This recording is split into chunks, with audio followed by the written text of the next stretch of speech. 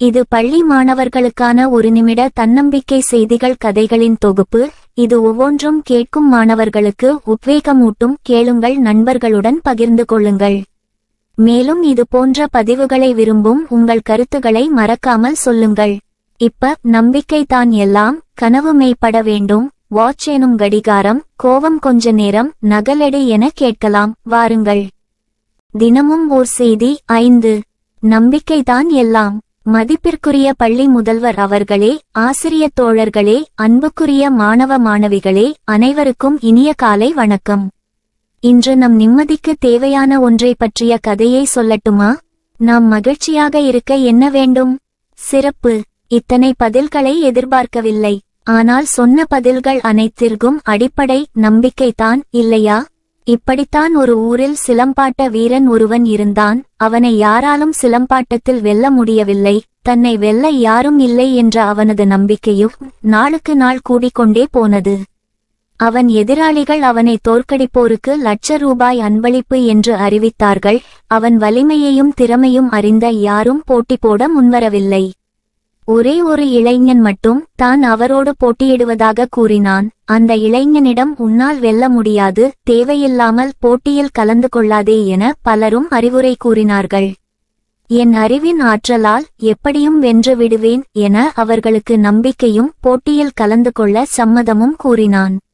போட்டி நாளும் அறிவிக்கப்பட்டது. அந்த இளைஞனின் நண்பர்கள் சிலம்பாட்ட வீரனை சந்தித்து வாழ்த்து கூறி, உங்களுக்கு மூச்சை ஏன் வாங்குகிறது? கை ஏன் நடுங்குகிறது? உங்கள் ஆட்டத்தில் ஏன் வேகம் குறைந்துவிட்டது? என பல கேள்விகளை கேட்க வீரனோ குழப்பம் அடைந்தான். அந்த குழப்பத்தினால் போட்டியில் தடுமாறினான், தோல்வியும் அடைந்தான். என் அன்பு மாணவர்களே, இதுவரை கேட்ட நீங்களும் இனி உங்கள் மீதான நம்பிக்கையை எப்போதும் கைவிட மாட்டீர்கள் என்ற நம்பிக்கையுடன் விடைபெறுகிறேன். தினமும் ஓர் செய்தி. 4. கனவு மெய்ப்பட வேண்டும். இனிய காலை வணக்கம். நம் எல்லோருக்கும் பாரதி சொன்னது போல் கனவு மெய்ப்பட வேண்டும் என்ற ஆசை, விருப்பம், லட்சியம் இருக்கும். உங்களுக்குள் இருக்கும் கனவு பலிக்க ஒரு எளிய வழி சொல்லட்டுமா? கனவு, இதை ஆங்கிலத்தில் எப்படி சொல்வோம்? மிகச் சிறப்பு, ட்ரீம். கலாம் அவர்கள் சொன்னது போல் உறக்கத்தில் வருவதல்ல கனவு, நம்மை உறங்க விடாமல் செய்வதே கனவு. அப்படிப்பட்ட கனவை உங்களுக்குள் விதைக்க நான் சொல்வதை கவனமுடன் கேளுங்கள். டெடிகேஷன், அர்ப்பணிப்பு, செய்யும் செயலை ஈடுபாட்டோடு செய்யுங்கள். ரெஸ்பான்சிபிலிட்டி, செய்யும் செயலின் பொறுப்பு உணர்ந்து செய்யுங்கள். எக்ஸ்போஸ், திறமையை வெளிக்காட்ட தயாராக இருங்கள். அபிலிட்டி, செயல்திறனை மேம்படுத்திக் கொள்ளுங்கள். மெச்சூரிட்டி, வெற்றி தோல்வியை ஏற்றுக்கொள்ளும் மனப்பக்குவத்தை வளர்த்துக் கொள்ளுங்கள். ஞாபகம் இருக்கட்டும் மாணவர்களே, அர்ப்பணிப்பு, பொறுப்பு, திறமை, செயல்திறன், மனப்பக்குவம் ஆகியவற்றை வளர்த்து கொண்டால் நமது கனவும் மெய்ப்படும், ஒரு நாள் கண்டிப்பாக நிறைவேறும் என்று உறுதி கூறிக்கொண்டு விடைபெறுகிறேன். நன்றி, வணக்கம். தினமும் ஓர் செய்தி. 6. வாட்ச் எனும் கடிகாரம். மாணவ மாணவிகளே வணக்கம். தினந்தோறும் உற்சாகத்தோடு தொடங்கும் இந்த கூட்டத்தில் மன உறுதி தரும் செய்தி ஒன்றை சொல்லட்டுமா? நாம் எதில் மணி பார்ப்போம்? ஆம், கடிகாரம். வாட்ச் என்றால் பார்ப்பது, கவனிப்பது என்றும் சொல்லலாம், இல்லையா? சரி, நாம் எதை கவனிக்க வேண்டும்? வேர்ட்ஸ், நாம் சொல்லும் வார்த்தைகளில் கனிவும் பணிவும். ஆக்ஷன்ஸ், நம் செயல்களில் உறுதியும் தெளிவும். தாட்ஸ், நமது எண்ணங்களில் நம்பிக்கையும். கேரக்டர், நமது குணாதிசயங்களை குணத்தால் மற்றவர்களுக்கு மகிழ்ச்சியும். ஹெல்த், உடல் நலத்துடன் இருக்க உடலை, மனதை பாதிக்கும் செயல்களை செய்யக்கூடாது என வாட்ச் எனும் கடிகாரம் நமக்கு சொல்லாமல் சொல்கிறது.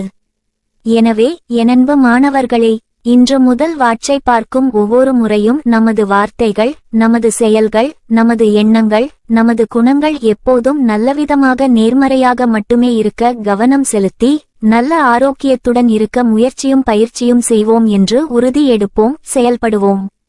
நன்றி. தினமும் ஓர் செய்தி. 6. கோபம் கொஞ்ச நேரம். இனிய காலை வணக்கம். நாம் அடிக்கடி கேட்கும் வார்த்தை கோபப்படாதே. கொஞ்சம் கோபப்படாம நான் சொல்வதை கேளு. ஆனால் நான் இன்று உங்களுக்கு சொல்ல விரும்புவது கோபப்படுங்கள். ஆனால் கொஞ்ச நேரத்தில் அமைதியாகி உண்மை என்ன என்று யோசியுங்கள்.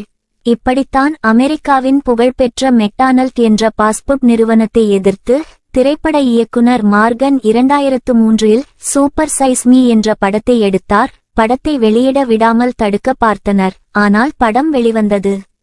மெக்டானல்ட் உணவுகள் உடல் நலனுக்கு தீங்கானவை, உடல் எடை, கொழுப்பு, இரத்த அழுத்தம் என பல பின் விளைவுகளை ஏற்படுத்துகிறது என்பதை மக்களுக்கு புரிய வைத்தார். விளைவு: மக்கள் மெக்டானல்ட் உணவுகளை தவிர்த்தனர். இப்படி ஒரு எதிர்ப்பை எதிர்பார்க்காத மெக்டானல்ட் முதலில் கோபப்பட்டாலும் நிலைமையை உணர்ந்து காய்கறி, பழங்கள் சேர்த்த கொழுப்பு குறைந்த உணவுகளை தயாரித்தனர். மேலும் வீட்டிற்கே வந்து தரும் ஹோம் டெலிவரி என்ற வசதியையும் அறிமுகப்படுத்தினர். எனவே மாணவர்களே, உங்களை யாராவது தவறாக சொன்னால் கோபம் வரும், வரத்தான் செய்யும். ஆனால் கோபம் குறைந்த பின் யோசித்து தவறுகளை திருத்திக் கொண்டால் நாட்கள் இனிமையாக இருக்கும். வரும் நாட்கள் இனிமையாக இருக்கட்டும் என வாழ்த்துக்கள் கூறி விடைபெறுகிறேன். நன்றி, வணக்கம். தினமும் ஓர் செய்தி நகலெடு. அனைவருக்கும் வணக்கம். காப்பி அடித்தல் தவறுதானே? ஆனால் உண்மையில் நாம் கெட்டதை பேசுவதோ செய்வதோ இல்லை, கேட்டதைத்தான் பேசவோ செய்யவோ விரும்புகிறோம். பள்ளியில் எழுத்துக்களை பார்த்து எழுதி திரும்ப திரும்ப சொல்லி காப்பி அடித்துத்தான் கற்றுக்கொள்கிறோம். நாம் பெரும்பாலானவற்றை மற்றவரை பார்த்து அப்படியேதான் செய்கிறோம். பிறகு ஏன் சிலர் மட்டும் வெற்றி பெறுகிறார்கள்? இந்த கதை சொல்லும் இதற்கான காரணத்தை. நகரின் முக்கிய சாலையில் இருந்த அந்த கடைவாசலில் ஒரு பெரிய கடிகாரம் இருந்தது. அதுவே அந்த கடையின் அடையாளமாகவும் பல வாடிக்கையாளர்களை ஈர்க்கும் பொருளாகவும் இருந்தது. அதனால் கடைக்காரர் தினமும் அந்த ஊர் ஆலைச்சங்கின் ஒலி கேட்டு நேரத்தை சரிபார்த்து கொள்வார். அந்த ஊர் மக்களும் அந்த கடிகாரம் காட்டும் நேரத்தையே பெரிதும் நம்பினார்கள்.